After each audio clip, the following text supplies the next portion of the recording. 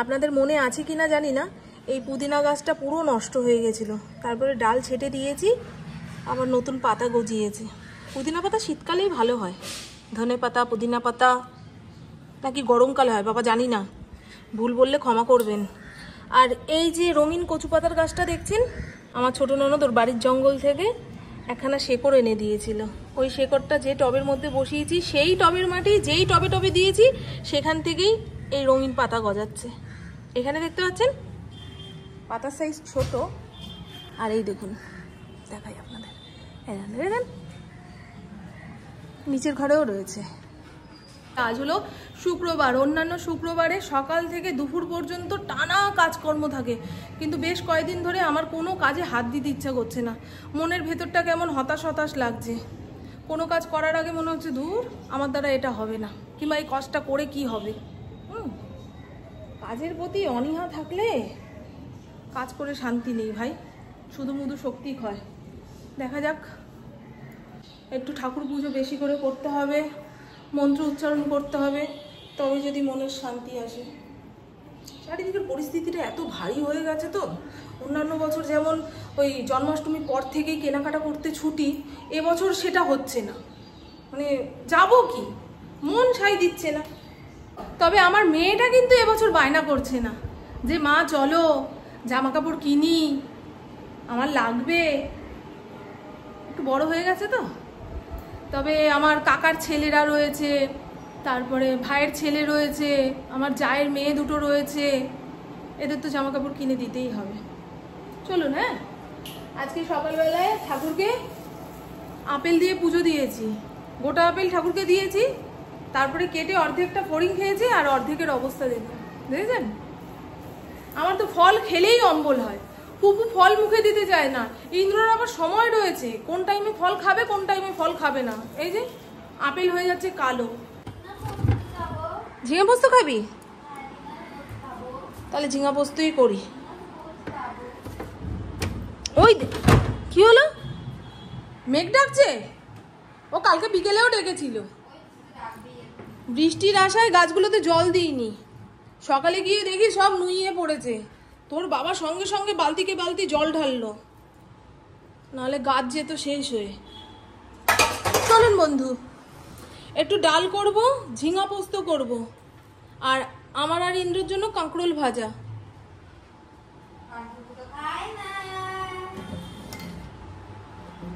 পুপু কাঁকরোল আর করলাকে এক গোত্রে ফেলে, জানেন, যেহেতু ক দিয়ে নাম, ও তো এরকমই মুড়ি মুড়কি এক দরে কেনে। বলো তো, কতবার বলি, একবার খেয়ে দেখ, না খেলে বুঝবি কি করে কোন সবজির কি স্বাদ, কোন খাবারের কি স্বাদ। তারপরে অন্য কারোর বাড়িতে খেয়ে এসে বলবি বাবা ওর মা কি ভালো রান্না করে গো মা, এই জিনিসটা এত সুন্দর। মা ঘরের লোক তো, মায়ের কথা পাত্তা না দিলেও চলে। এই বোতলগুলো সকালবেলায় ভরে রেখেছি, সকাল সকাল বোতলে জল ভরে রাখলে না জল তেষ্টা পেলে আর এদিকে ওদিকে হাতড়াতে হয় না। এই আমারও আর বছর পুজোর যে শাড়িটা, সেটার ব্লাউজ বানাতে হবে, ওটা দিয়েই একটা দিন চলে যাবে। আর ভাবছি 600-700 টাকার মধ্যে একখানা শাড়ি কিনে নিয়ে চলে আসবো। প্রত্যেক দিন হয়তো বেরোনো হবে না, দুখানা শাড়িতেই চলবে। আর মিন্ত্রা থেকে দুটো কুর্তির অর্ডার দেবো, ব্যাস দুর্গাপুজোর 5টা দিন সেট। এই বুবু স্নান করে যা মা, এই 2 দিন সকাল সকাল স্নান করে নিচ্ছিলি, কত সময় হাতে ছিল। কি বলবো বলুন তো, আমার সন্দেশ এইভাবে শুয়ে থাকতো। তবে ফড়িং এর শোয়ার ধরনটা দেখেছেন, এই যে চেয়ারের পায়াটা কামড়ে ধরে মুখটাকে উঁচু করে রাখবে, দেখেছ? প্রত্যেকটা চেয়ারের পায়া খেয়ে খেয়ে শেষ। আপনাদের দেখাই, যে কোনো কথার পেছনে প্রমাণ দিতেই হবে। এই দেখুন চেয়ারের পায়া ওইভাবে কামড়ে ধরে থাকতে থাকতে এরকম অবস্থা। ওই পাশেরটাও হয়ে গেছে, এই দেখুন এটা তো পুরো শেষ। চেয়ারটার জায়গা বদল করে দিয়েছি, নাহলে যে চেয়ারের মধ্যে বসবে ধূপ করে পড়বে। এই দেখুন, দেখেছেন? এই অনেকেই কমেন্ট করেন যে অতগুলো ঠাকুরকে একটা বাটার মধ্যে খেতে দাও আর প্রত্যেক দিন কলা না হলে মিছরি, ঠাকুরকে অন্য কিছু খেতে দিতে পারো না? কি বলুন তো, ঠাকুর তো নিজে খেতে পারে না, ভক্তরা যা খেতে ভালোবাসে তাই ভগবানকে নিবেদন করে, তারপরে প্রসাদ হলে ভক্তরা পায়।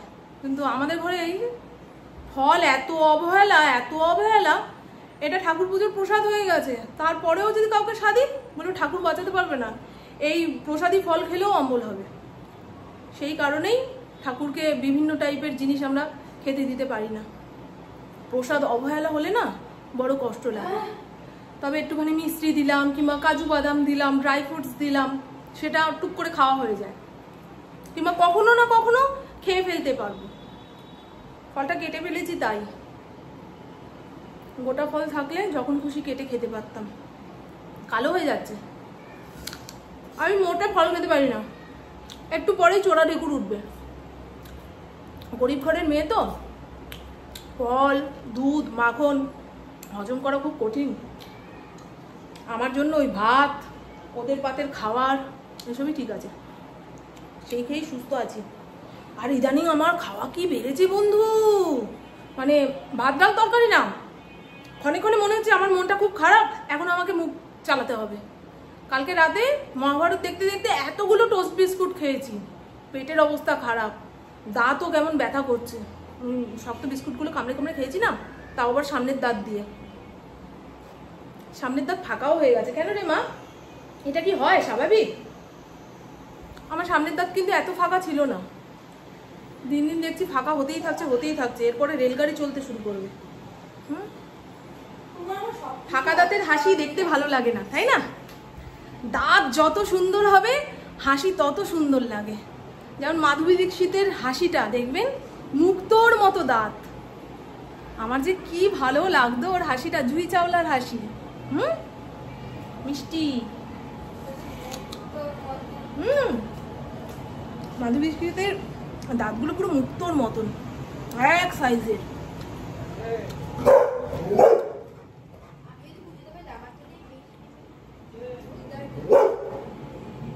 কুর্তি কিনবে, কুর্তি কলেজে যাওয়ার জন্য লাগবে, কিংবা টিউশনে যাওয়ার জন্য যে কুর্তি লাগবে, পুজোতে সেগুলোই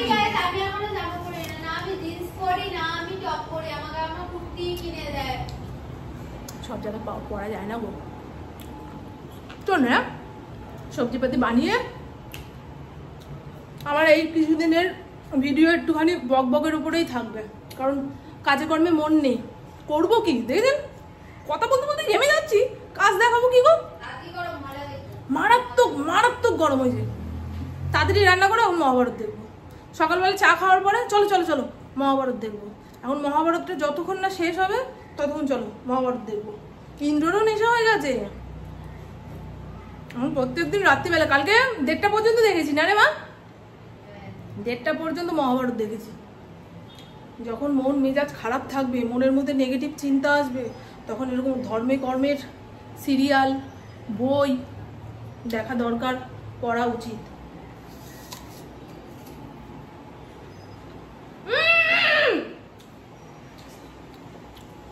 চেঁচাতেও পারবো না বন্ধুদের সামনে। কালো করে বৃষ্টি নামলো, জানি না এই বৃষ্টি কতক্ষণ যাবৎ চলবে, তবে ঠান্ডা ঠান্ডা একটা হাওয়া দিচ্ছে, এতেই যা শান্তি। মানুষ গরমে টিকতে পারছিল না, বাপ রে বাপ, ঘাম শুকাচ্ছে না, পাখার হাওয়া গায়ে ঠেকছে না। আকাশের নীল রং, বৃষ্টি পড়া, সব কিছু জানলার খোপ আটকে দিয়েছে। এই খোপের মধ্যে দিয়েই উকি ঝুঁকি মেরে আমাকে দেখতে হবে, আপনাদের আর কি দেখাবো। তবে বৃষ্টিটা এসে মন মেজাজ সব ভালো করে দিল। হ্যাঁ, আমার তো বৃষ্টি দেখতে ভীষণ ভালো লাগে রে। আমার মনে হয় বৃষ্টি আসবে আসবে এই কথাটা ভাবতে গিয়ে আমি হতাশ হয়ে যাচ্ছি। সেটা সংসারের কাজে কর্মের ওপরেও প্রভাব ফেলছিল। এই যে বৃষ্টিটা দেখে নিলাম, চলুন ঝটপট ঝটপট করে রান্না করে ফেলবো। এখানে কি ডাল বসিয়েছি বলুন তো, ভুলে যাই ডালের নাম। নাচে রে আজকে ময়ূরের মতো নাচে রে, আরি আমার নাচে রে আজকে ময়ূরের মতো নাচে রে,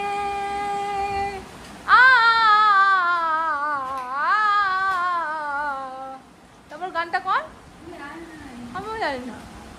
বৃষ্টির সঙ্গে এমন হাওয়া দিয়েছে, লোকের বাড়ির প্লাস্টিক জানলা কপাট উড়ে এসে আমার বাড়ি পড়েছিল। আবার যার যার বাড়িটা তাকে তাকে দিয়ে এসেছি। এই যে এই গাড়ির ঢাকনাটা উড়ে এসে আমাদের দুয়ারে, পাশের বাড়ির কাঠের জানলা ভেঙে চুরে আমার জানলার সামনে। একটাও মিথ্যা কথা বলছি না, সেই ঝড়ের পূর্বাভাস যাকে বলে সেরকম একটা হয়ে গেল। এখনো আকাশের কালো রং যায়নি, আরো বৃষ্টি হবে, হতে থাকুক। আমার রান্না বান্না কমপ্লিট। এই হলো ঝিঙে আলু পোস্ত। পোস্ত একটু বেশি পরিমাণে দিয়েছি। এবার বাংলার লোকেরা যেমন রান্না করে আদা মৌরি বাটা দিয়ে, সেই মশলা দিয়েছি। আমার বিউলির ডাল ভালো লাগে, কিন্তু আমার বাপের বাড়িতে কোনোদিন বিউলির ডাল রান্না হয়নি। বিয়ের আগে তো কখনো দেখিনি, কারণ এই ডাল প্রেসার কুকার ছাড়া রান্না করা খুব কঠিন গো। আর দেখুন, সকালবেলা চা বানিয়েছি, উপচে এসে পড়েছে, পুরো কালো দাগ ধরে থাকলো।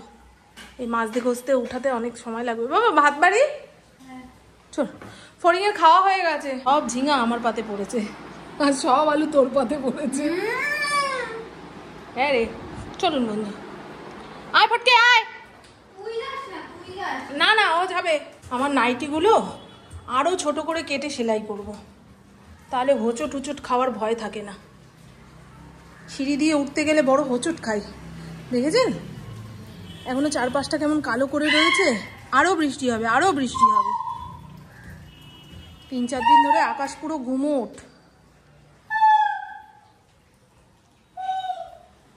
এরকম উল্টো টানে চিৎকার দিতে নেই, জানিস, মা মরে।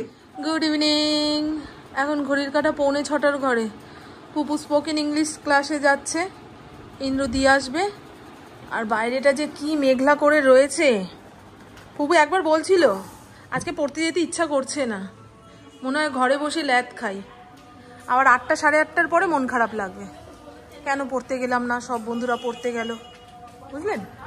ইন্দ্র অফিস থেকে ফেরার পথে মুরুক্কু কিনে এনেছে, একটা দুটো না, পুরো কৌটো ধরে। এত মুরুক্কু খাবে কে? বৃষ্টির দিনে তেলে ভাজা কোনো খাবার বেশি দিন থাকলে তেল কাশটা গন্ধ ছাড়ে। এই লোকটা তো সেটা বোঝে না। বলেছি বলে ঘর থেকে নিয়ে বাইরে রাখলো। ছেড়ে দাও, কাউকে খেতে হবে না, আমিই খাবো। খাও। এগুলো খেলে বড় অম্বল হয় জানেন বন্ধু, খেতে তো ভালোই লাগে। কি শোনা, তুমি রাগ করেছিলে যখন বললাম এতগুলো মুরুক্কু এনেছো কেন? এটা খেলে আমার অম্বল হয়। আমি লাইফে তো রাগ করেছি? না না, গোসা করেছো। গোসা করেছি জীবন? ওই তো রাগ নয়, গোসা করেছো।